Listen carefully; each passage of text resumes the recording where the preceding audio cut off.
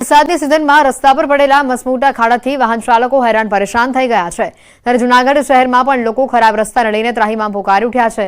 કેટલાક વિસ્તારોમાં તો છેલ્લા 30 વર્ષથી રોડ જ નથી તેવો સ્થાનિકોનો દાવો છે।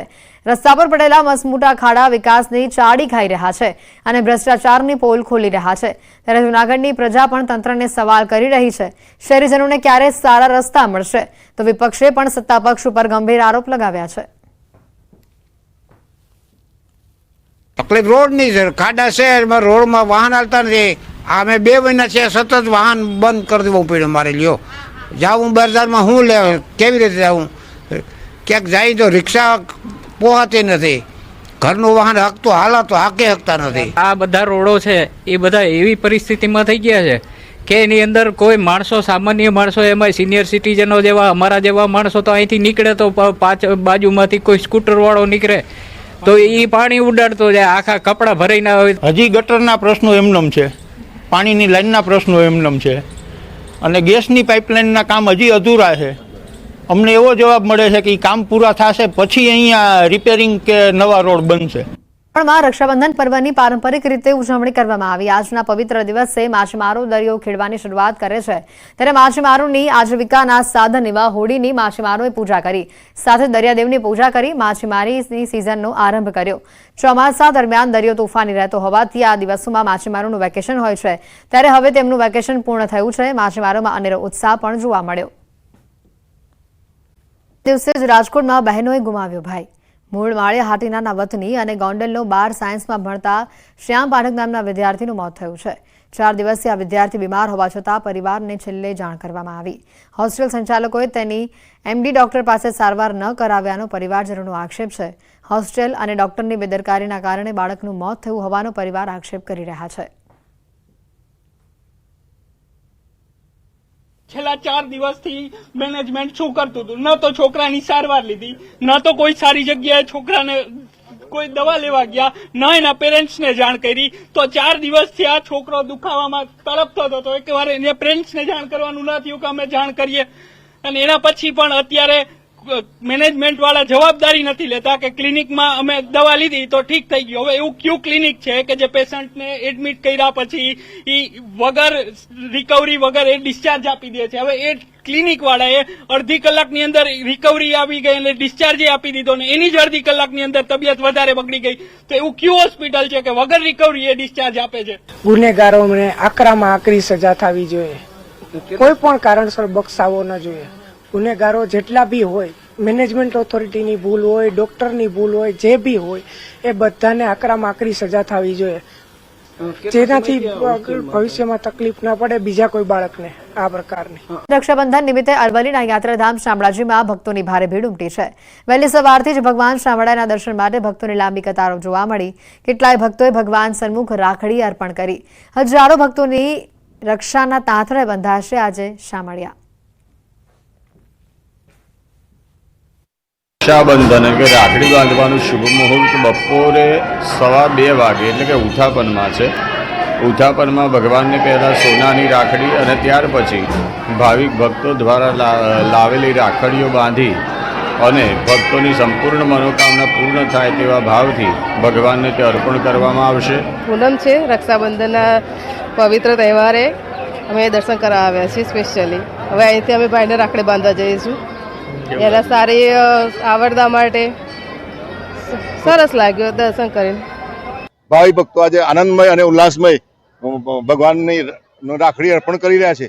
સાથે સાથે સોનાની રાખડી પણ આજે અર્પણ કરવામાં આવી છે ભગવાનને, અને ખૂબ ખુશ ઉત્સાહથી શામળાજી મંદિર અને આજુબાજુના બધા પ્રદેશમાંથી માણસો આવી રહ્યા છે, ભાવિ ભક્તો દર્શન કરી રહ્યા છીએ। યાત્રાધામ શામળાજીમાં આજે પૂર્ણિમાના દિવસે રક્ષાબંધનનો જે પવિત્ર તહેવાર છે તેને લઈને ભક્તોની ભીડ જામી છે। ખાસ કરીને ભક્તો દ્વારા જે રાખડીઓ એ ભગવાનને ધરાવવામાં આવી છે, આપ જોઈ શકો છો કે જે ભાવ શ્રદ્ધા સાથે ભગવાન શામળિયાને આજે રાખડીઓ ધરાવવામાં આવે છે।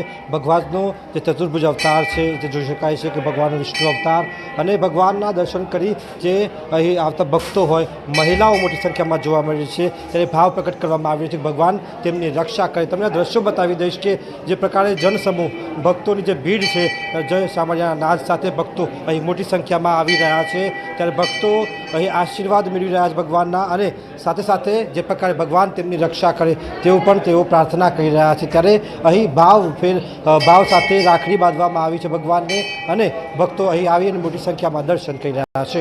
હાર્દિક પટેલ, ન્યૂઝ 18 ગુજરાતી, અરવલ્લી. દિવસે દિલ્હીમાં સર્જાયા અનોખા દ્રશ્યો. પાકિસ્તાન મૂળની એક બાળકી પાસે કેન્દ્રીય મંત્રી પિયુષ ગોયલે રાખડી બંધાવી.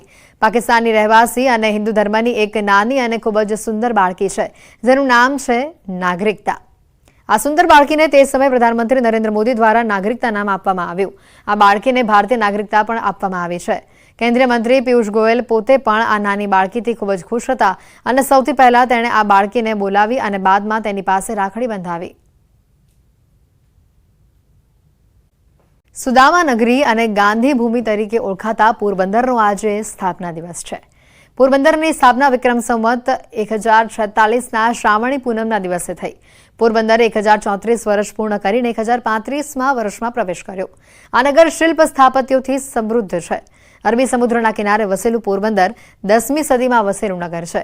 ગાંધીજી જે મકાનમાં રહેતા તે 3 માળનું અને 22 રૂમનું આ મકાન આજે પણ શહેરમાં અડીખમ ઊભું છે. દેશ વિદેશથી પ્રવાસીઓ અહીંયા આવે છે. આ નગર સુદામાની ભૂમિ પણ કહેવાય છે. પોરબંદર પર શાસન કરનાર રાજવી પરિવાર જેઠવા તરીકે ઓળખાય છે. હાલના પોરબંદરના વિકાસમાં સૌથી લોકપ્રિય રાજવી રાણા નટવરસિંહજીનું મોટું યોગદાન છે. કહેવાય છે કે તેઓ પોરબંદરને પેરિસ જેવું બનાવવા ઈચ્છતા હતા, જેને લઈને પોરબંદરના રોડ રસ્તા, ઇમારતો તેમજ રાજમહેલો અને ચોપાટીની બનાવટ પેરિસ જેવી તમને જોવા મળે છે. કે આજે સ્વામી વિવેકાનંદના હાથમાં જે લાકડી છે એ પોરબંદરે એને ભેટ આપેલી છે. આજનો સ્થાપના દિન 1857 પછીથી શરૂ થયો છે. એના ઉલ્લેખો વિકમાતજી અને વિકમાતજી પછી ભાવતીજી અને આ યોજનામાં મોટા કૌભાંડનો આક્ષેપ મૂકવામાં આવી રહ્યો છે. બારોબાર પૈસા ઉપાડી લેવાનું કૌભાંડ સામે આવ્યું છે. મૃતક મહિલાના નામે પૈસા ઉપાડી લીધા. મૃત્યુ પામ્યાના 75 દિવસ સુધી વેતન ફાળવાયું. સરપંચ, તલાટી સહિત અધિકારીઓનું કૌભાંડ હોવાનો પરિવારનો આક્ષેપ છે. વડોદરા તાલુકાના સમસાબાદ ગામની મહિલા મૃત્યુ બાદ પણ વળતર મેળવતી રહી. ગંગાબેન રાવજીભાઈ પટેલિયાના નામે 17,925 રૂપિયા અન્ય વ્યક્તિએ ઉપાડી લીધા. 75 દિવસથી હાજરી ભરી પૈસા ઉપાડી લીધા. સરપંચ, તલાટી સહિત અધિકારીઓ ભેગા થઈને આખું કૌભાંડ આચર્યું હોવાનો પરિવારનો આક્ષેપ છે. ગામના અન્ય લોકો પાસે કામ કરાવ્યા બાદ જોબ કાર્ડ ન ફાળવ્યા હોવાનું પણ સામે આવ્યું. હજારો રૂપિયાનું કૌભાંડ લાખો રૂપિયાનો આંકડો વટાવે તેવી પણ શક્યતા છે. તાલુકા વિકાસ અધિકારીએ વરણાવા પોલીસ સ્ટેશને સમગ્ર મામલે ફરિયાદ નોંધાવી છે. 2022 સુધીમાં મનરેગા યોજનામાં કામ કરેલું હતું. એનો જોબ કાર્ડ અને એટીએમ કાર્ડ તલાટી સરપંચે આપ્યો નહીં અને અમારા પૈસા ડાયરેક્ટ ખાતામાંથી ઉપાડી લીધા. 15 દિવસ 2022માં કામ કર્યું, માટે કામ કરતા હતા. 15 દિવસ સુધી કામ કર્યું, અમને જોબ કાર્ડ પણ નહીં આપ્યું અને લોકોને હવે સજા થવી જોઈએ. મારી સાસુ મળી જતા હતા. પૈસા એમને લોકોએ ઉપાડ્યા. મેસેજ પડ્યો મારા છોકરાના મોબાઈલ પર, કાઢી નાખ્યો અને પૈસા લોકો ખાઈ ગયા. પછી આધાર કાર્ડ હાર્ટ એટેકથી મોત. આ સમાચાર સાંભળી માતાનું પણ મોત થયું. સુરતના આખાખોલ ગામના હચમચાવી નાખતા સમાચાર સામે આવ્યા. 40 વર્ષીય યુવક ધર્મેશ બેલડિયા ખેતરમાં શ્રમિકો પાસે કામ કરાવતા હતા અને ત્યારે હાર્ટ એટેક તેઓને આવ્યો અને તે બાદ હોસ્પિટલ લઈ જવાયા હતા, જ્યાં ટૂંકી સારવાર બાદ તેઓનું મોત થયું. આ તરફ પુત્રના મોતના સમાચાર સાંભળી માતાને પણ આઘાત લાગ્યો અને માતા મનુબેન તેઓનું પણ હાર્ટ એટેકથી મોત થયું છે. માતા પુત્ર બંનેના હાર્ટ એટેકથી મોત થતા પરિવાર શોકમાં છે. આ મામલે પોલીસને પણ જાણ કરવામાં આવી. પવિત્ર દિવસે પણ રાજકોટ અગ્નિકાંડ કેસમાં ભ્રષ્ટાચારના આરોપમાં પકડાયેલો એમડી સાગઠિયા એ હજી પણ નથી સુધર્યો. રાજકોટની મધ્યસ્થ જેલમાં કેદીઓ દ્વારા રક્ષાબંધનની ઉજવણી કરાઈ હતી અને જેમાં ગેમ ઝોન અગ્નિકાંડના મુખ્ય આરોપી એમડી સાગઠિયાને બહેનોએ રાખડી બાંધવા પહોંચી. જોકે જેલમાં એમડી સાગઠિયાની બહેનને રાખડી બાંધતી વખતે સાગઠિયાના હાથમાં ચિઠ્ઠી આપી, પરંતુ પોલીસની નજર પડતા જ પોલીસે રહસ્યમય ચિઠ્ઠી પરત લેવા પ્રયાસ કર્યો હતો, પરંતુ શાણા સાગઠિયાએ એ ચિઠ્ઠી તરત જ તેની બહેનને પરત આપી દીધી. ત્યારે ચિઠ્ઠીનું રહસ્ય ઘેરાયું છે. આખરે આ ચિઠ્ઠીમાં એવું તો શું હતું કે પોલીસની નજર પડતા ચિઠ્ઠી બહેનને પાછી લઈ લેવી પડી.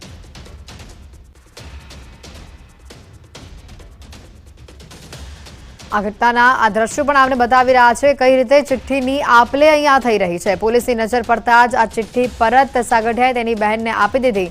ઘટનાના આ વિડીયો પણ સામે આવ્યા છે। ત્યારે સૌથી મોટો રહસ્યમય સવાલ એ છે કે આ ચિઠ્ઠીમાં એવું તો શું હતું કે પોલીસ જેવી નજર પડે છે કે તરત જ સાગઠિયા તે ચિઠ્ઠી તેની બહેનને આપી દે છે।